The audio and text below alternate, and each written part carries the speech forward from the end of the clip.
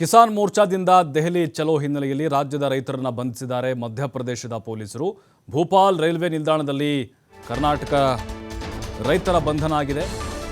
ಈಗ ಕನಿಷ್ಠ ಬೆಂಬಲ ಬೆಲೆಗೆ ಆಗ್ರಹಿಸಿ ದೆಹಲಿ ಚಲೋ ಕರೆ ಕೊಟ್ಟಿದೆ ಸಂಯುಕ್ತ ಕಿಸಾನ್ ಮೋರ್ಚಾ. ಹಾಗಾಗಿ ನಮ್ಮ ಕರ್ನಾಟಕದಲ್ಲೂ ಕೂಡ ರೈತರು ಹೋಗಿದ್ದಾರೆ. ಈಗ ಅಂದರೆ ದೆಹಲಿ ಕಡೆ ಹೋಗ್ತಾ ಇದ್ರು ಇವರು.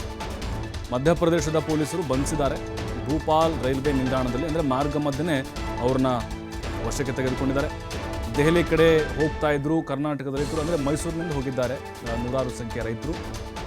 ರೈಲಿನಿಂದ ಇಳಿಸಿ ರೈತರನ್ನು ಬಂಧಿಸಲಾಗಿದೆ. ರಾಜ್ಯದ ರೈತರನ್ನ ಬಂಧಿಸುವ ವೇಳೆ ಪೊಲೀಸರಿಂದ ನೂಕಾಟ, ತಳ್ಳಾಟ, ಎಳೆದಾಟಗಳಾಗಿದೆ.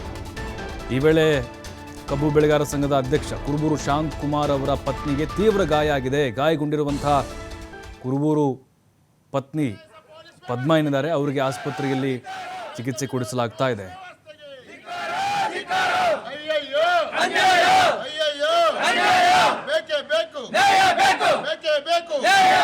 ರೈತ ವಿರೋಧಿ ಪೊಲೀಸ್ನವರಿಗೆ, ಮಧ್ಯಪ್ರದೇಶ ಪೊಲೀಸ್ ಗೂಂಡಾಗಿರಿಗೆ, ಕೇಂದ್ರ ಸರ್ಕಾರದ ಗುಲಾಮಗಿರಿ ಮಾಡ್ತಿರುವ ಪೊಲೀಸ್ನವರಿಗೆ, ಕೇಂದ್ರ ಸರ್ಕಾರದ ಏಜೆಂಟ್ ಆಗಿರುವ ಪೊಲೀಸ್ನವರಿಗೆ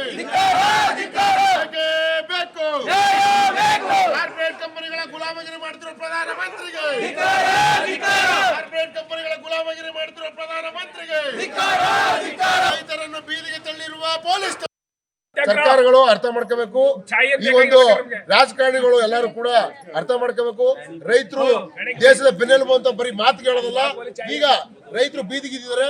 ರೈತರ ಬೆನ್ನೆಲುಬಾಗಿ ಎಲ್ಲ ರಾಜಕೀಯ ಸಪೋರ್ಟ್ ಮಾಡ್ಬೇಕಾಗುತ್ತೆ. ಅದು ನಿಮ್ ಕರ್ತವ್ಯ. ಪ್ರತಿಯೊಬ್ಬ ಅನ್ನ ತಿನ್ನೋಂಥವ್ರು ಕೂಡ ಈ ಒಂದು ಹೋರಾಟದಲ್ಲಿ ಭಾಗವಹಿಸಿ ಯಶಸ್ವಿಗೊಳಿಸಬೇಕು.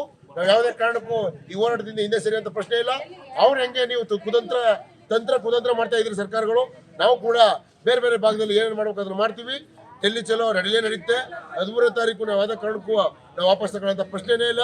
ನೀವೇನೇ ಷಡ್ಯಂತ್ರ ಮಾಡಿದ್ರು ಕೂಡ ನಾವು ಅದಕ್ಕೆ ಪ್ರತ್ಯುತ್ತರ ಕೊಡೋಕ್ಕೆ ನಾವು ತಯಾರಿದ್ದೀವಿ ಅಂತ ಕರ್ನಾಟಕದ ರೈತರು ನಾವು ಗಟ್ಟಿಯಾಗಿದ್ದೀವಿ ಇನ್ನೂ ಕೂಡ ಅಂತ ಹೇಳ್ತಾ ಇದ್ದೀವಿ. ಯಾಕಂದ್ರೆ ಈಗಲೂ ಕೂಡ ನಾಳೆ ಚಂಡೀಗಢ ಸರ್ಕಾರದಲ್ಲಿ ಚಂಡೀಗಢ ಏನು ರಾಜ್ಯದವರು ಎಲ್ಲ ರಾಜ್ಯದ ರೈತ ಮುಖಂಡರನ್ನ ಸಭೆ ಕರೆದಿದ್ದೀರಿ. ಆ ಸಭೆಯಲ್ಲಿ ಕೂಡ ಯಶಸ್ವಿಯಾಗಿ ರೈತರ ಪರವಾಗಿ ವಿಚಾರಗಳ ಮಂಡನೆ ಆದ್ರೆ ಮಾತ್ರ ನಾವು ಸಹಕಾರ ನೀಡುವಂತ ಕೆಲಸ ಮಾಡ್ತೀವಿ. ಇಲ್ಲಾಂದ್ರೆ ಯಾವುದೇ ಸರ್ಕಾರ ಇದ್ರೂ ಕೂಡ ಅದ್ರ ವಿರುದ್ಧ ನಾವು ಹೋರಾಟ ಮಾಡಕ್ಕೆ ಅಂತ ಸತ ಸಿದ್ಧಾಂತ ಹೇಳ್ತಾ